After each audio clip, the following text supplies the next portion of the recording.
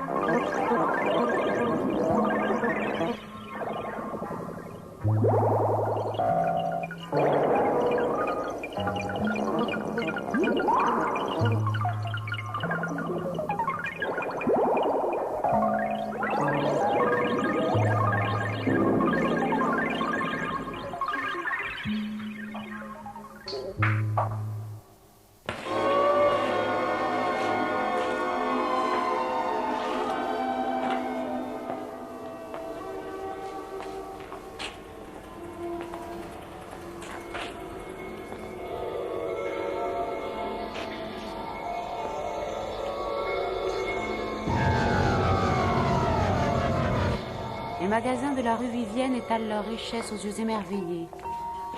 Éclairés par de nombreux becs de gaz, les coffrets d'acajou et les montres en or répandent à travers les vitrines des gerbes de lumière éblouissantes.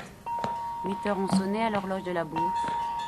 À peine le dernier coup de marteau s'est-il fait entendre que la rue se met à trembler et secoue ses fondements depuis la place Royale jusqu'au boulevard Montmartre. Les promeneurs hâtent le pas et se retirent pensifs dans leur maison. Une femme s'évanouit et tombe sur l'asphalte. Personne ne la relève. Il tarde à chacun de s'éloigner de ce parage. Les volets se referment et les habitants s'enfoncent dans leurs couvertures. On dirait que la peste asiatique a révélé sa présence. Ainsi, pendant que la plus grande partie de la ville se prépare à nager dans les réjouissances des fêtes nocturnes, la rue Vivienne se trouve subitement glacée par une sorte de pétrification, comme un cœur qui cesse d'aimer. Elle a vu sa vie éteinte. Mais bientôt, la nouvelle du phénomène se répand et un silence morne plane sur l'auguste capitale. Où sont-ils passés, les becs de gaz? Que sont-elles devenues, les vendeuses d'amour? Rien. La solitude et l'obscurité. Une chouette, volant dans une direction rectiligne et dont la patte est cassée, passe au-dessus de la Madeleine et prend son essor vers la barrière du trône en s'écriant « Un malheur se prépare !»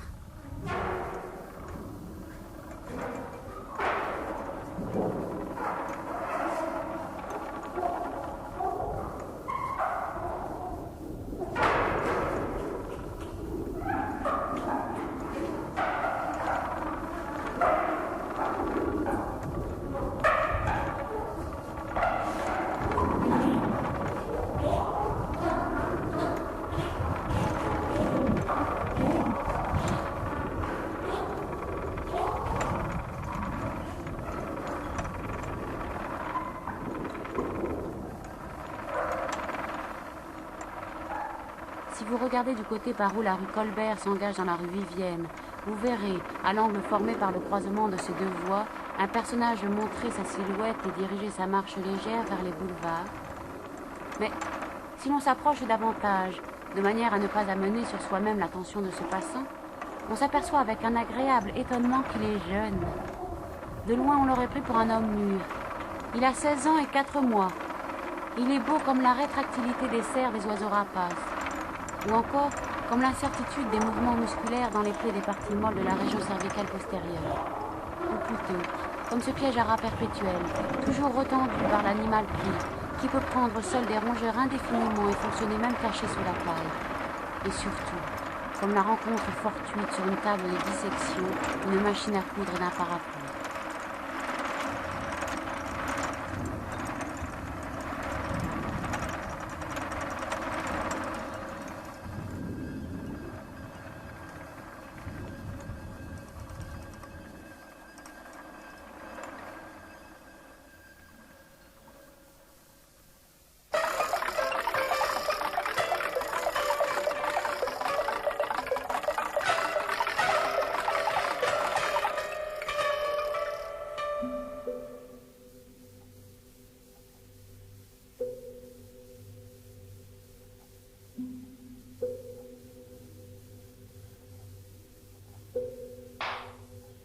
Mervyn, ce fils de la blonde Angleterre, vient de prendre chez son professeur une leçon d'escrime et, Enveloppé dans son tartan écossais, il retourne chez ses parents.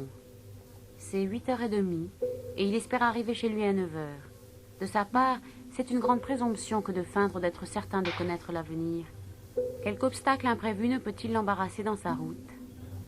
De quel droit, en effet, prétendrait-il gagner indemne sa demeure lorsque quelqu'un le guette et le suit par derrière comme sa future proie? Vous avez reconnu le héros imaginaire qui, depuis un long temps, brise par la pression de son individualité ma malheureuse intelligence. Tantôt Maldoror se rapproche de Mervyn, pour graver dans sa mémoire les traits de cet adolescent. Tantôt le corps rejeté en arrière, il recule sur lui-même comme le boomerang d'Australie, dans la deuxième période de son trajet, ou plutôt comme une machine infernale. Indécis sur ce qu'il doit faire. Je le vis s'éloigner un instant dans une direction opposée. Était-il accablé par le remords? Mais il revint sur ses pas avec un nouvel acharnement.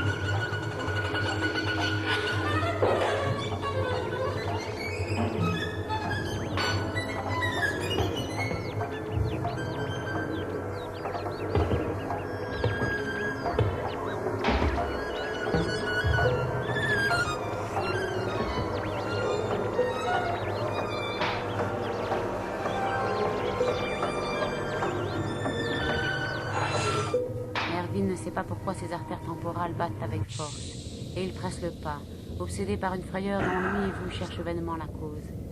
Il faut lui tenir compte de son application à découvrir l'énigme. Pourquoi ne se retourne-t-il pas? Il comprendrait tout. Songe-t-on jamais aux moyens les plus simples de faire cesser un état alarmant? Mervyn complique encore le danger par sa propre ignorance. Il a comme quelques lueurs excessivement rares, il est vrai, dont je ne m'arrêterai pas à démontrer le vague qui les recouvre. Cependant, il lui est impossible de deviner la réalité. Il n'est pas prophète, je ne dis pas le contraire, et il ne se reconnaît pas la faculté de l'être. Arrivé sur la grande artère, il tourne à droite et traverse le boulevard Poissonnière et le boulevard Bonne Nouvelle. À ce point, il s'avance dans la rue du Faubourg Saint-Denis, laisse derrière lui l'embarcadère de chemin de fer de Strasbourg et s'arrête devant un portail élevé avant d'avoir atteint la superposition perpendiculaire de la rue Lafayette.